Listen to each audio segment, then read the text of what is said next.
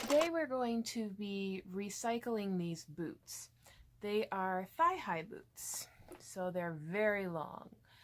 On me, they were maybe about just a few inches over the knee. The problem is my foot is too big for these shoes. They claim to be a size 13. Yes, I have size 13 feet.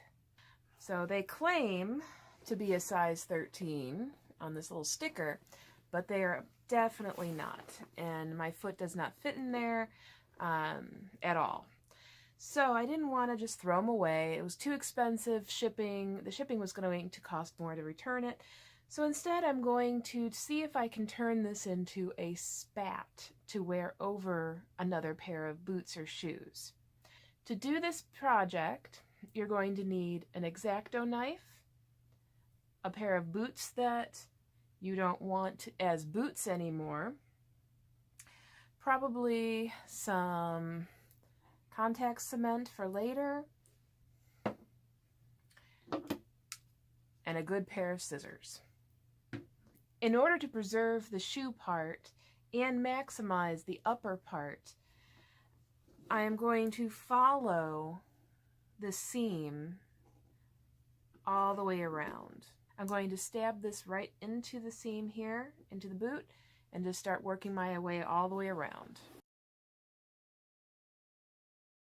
The under layer here needs to be cut out. These are my wonderful Italian-made scissors here. Good scissors like this you do not want to use on anything but fabric. No paper, no metal, nothing. Otherwise you're going to have to get them sharpened quite frequently. I only use them on fabrics and leathers.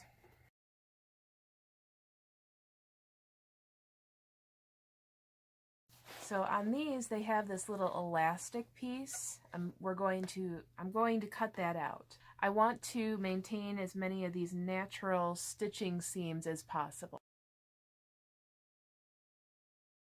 You can see here that this U that I cut out where the elastic was has a little overlap here. So I'm going to cut down this seam, fold over the two sides to make a hem, nice neat hem there. Once you have that cut open, you're going to need to cut out this inner layer. There's this nice neat fold over here, so I'm going to just cut along that edge.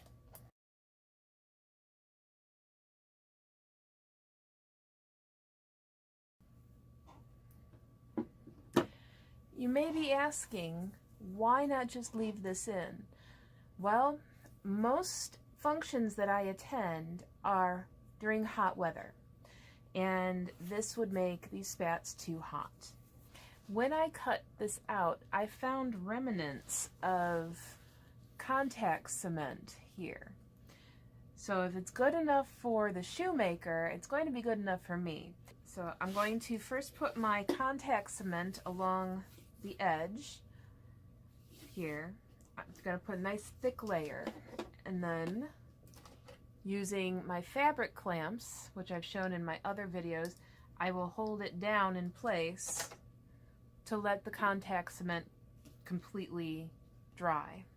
We're going to do that in small batches. So here we have the first section. Measure out my inch. There. Press it and clamp. My inch here. Press it and clamp. I went all the way up to here. A little more glue. Inch. Press it.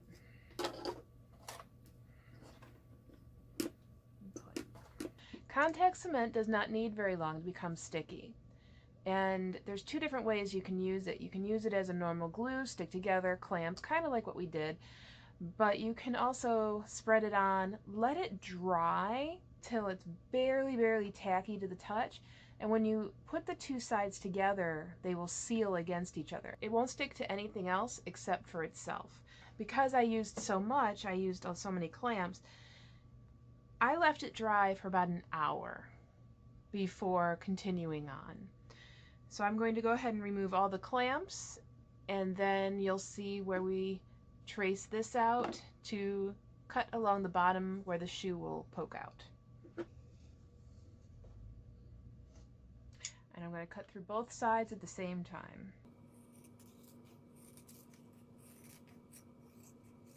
Now the tricky part. We have to hem over a little bit all the way around the rounded part. Now I don't expect this to stay rounded, but to help with this, you're going to make little snips as you go.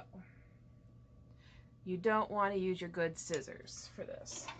So we're going to do the same thing, but this time we're going to do a very small line of the contact cement, because we only want to fold over a tiny bit as we go.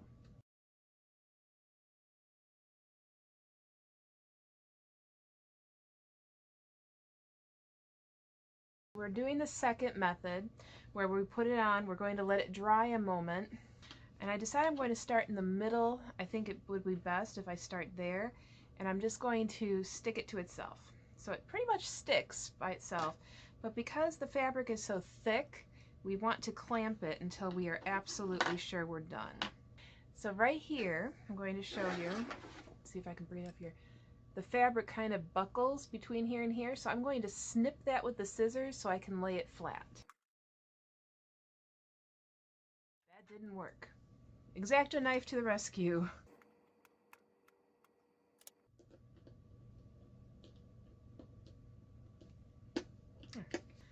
One done. Moving on to the other one. I'm going to let that dry now for about an hour. Next step is figuring out where we want the grommets placed. I know for sure that I want a grommet in this upper corner here. So I'm going to kind of just figure that out. I want about 1 inch in. I'm going to make a silver dot. So I know for a fact I want a grommet there. I'm doing this on the wrong side, keeping the good side clean. Then I'm thinking about every 2 inches I need to have another grommet for this to look right. So I'm going to mark out every 2 inches.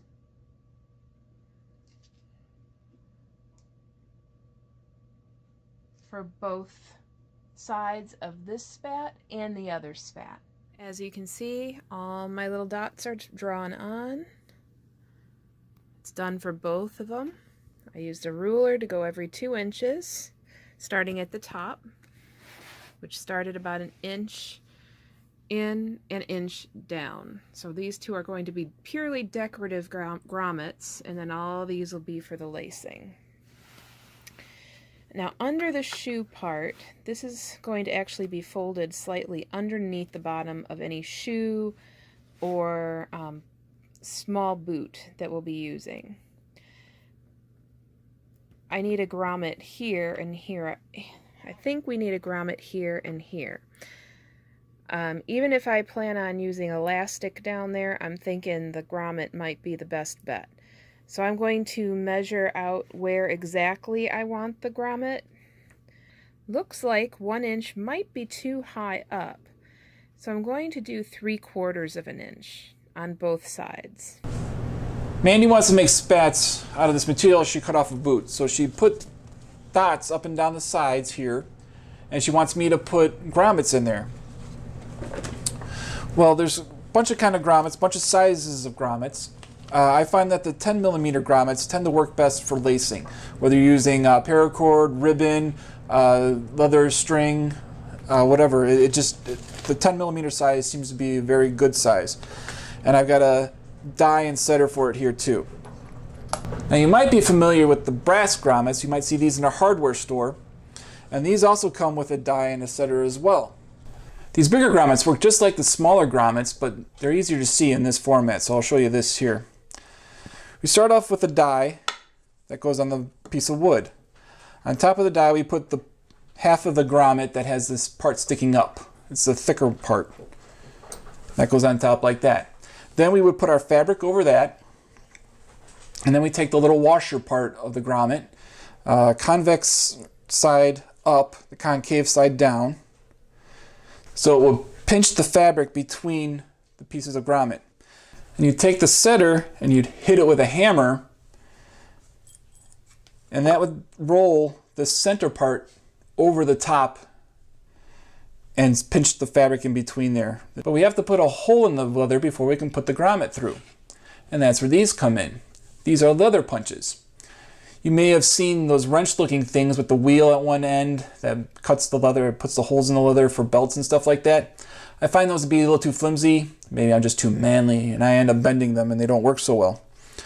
So the idea is to take this little 10mm grommet and find a hole punch that is just about that size. And it just happens to be this one here. It's slightly undersized, but it's pretty close. You don't want to go bigger. The fabric will stretch around the grommet here, so you don't need to go bigger. So I'm going to be using a rawhide hammer. You don't want to hit anything metal other than a nail with a steel hammer. Any tool like this you want to hit with a softer type of hammer. This is a rawhide one. You can see it's just like a dog treat that's been wound around itself here. But there's also plastic and rubber hammers and mallets and stuff like that. You can go ahead and use those. Mandy's conveniently put all the marks for me here. So I just take the leather punch, stick it here, give it a good couple whacks, and we got a nice hole. So now I have the grommet pushed through the leather. We're putting the good side on the front, on the leather side, not on the back. That's where we want the washer piece. Set it on the die here. Push the fabric down. And we get the little washer piece. Remember, convex side up. We just lay that on like that. We take the setter and we put it right through the hole, and it goes right into the die underneath. And we give it a couple taps with a hammer.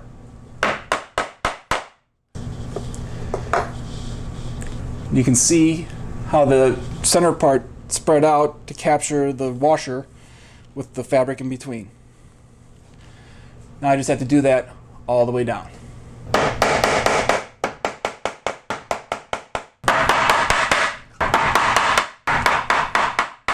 Never use a metal hammer to strike a metal tool like this. You risk shattering either the hammer or the tool. Always use either a rawhide or a rubber or plastic mallet. And I do it all here on the floor. We're on a concrete slab here. If you do it on a table or countertop, it's going to be kind of noisy. Maybe if you've got a bench in the garage or something like that, you can do it out there as well. But a good solid concrete floor, that's the way to go. Anyway, here's the finished product with all the shiny grommets in place and the nice shiny leather. Here you go, Mandy. Thank you, Tony. Now we just have to figure out the lacing and how we want to decorate it. First things first. Hi, Cece. How you doing? Yes, of course. We're working on the bed, so you're going to be here. You're going to help? All right. So first things first. I decided that I'm going to wear these with a purple corseted outfit. So I chose this purple ribbon to lace up the back.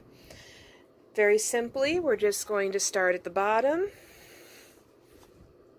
and feed it zigzag, just like lacing up shoes, but leaving them loose all the way up the back. And here we are,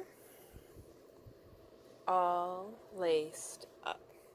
When you cut your piece of elastic, you want to make sure that it's long enough to not only go through the two holes, but when you put it through, you want to be able to tie the two ends together on the inside. So you'll actually end up with two, it'll look like two pieces of elastic, but it's just one.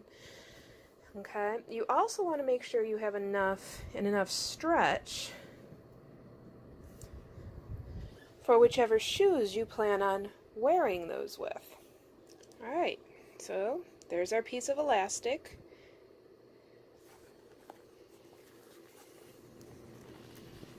And as you can see, there's our knot on the inside.